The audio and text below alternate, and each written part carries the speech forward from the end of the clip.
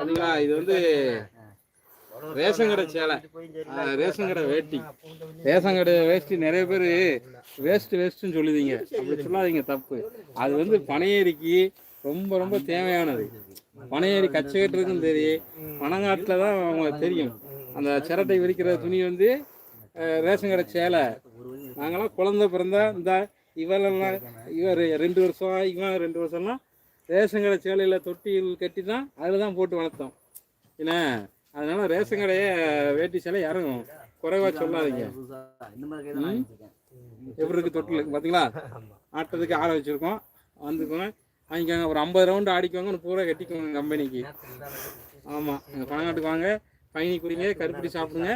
சாப்பிட்டு அழகாக இந்த இதில் இது அழுக்காக இருக்கான்னு நினைக்காதீங்க, அழுக்காக தான் இருக்கும், வேறு வழி இல்லை. சரி, அழுக்காக இருக்குன்னா ஒரு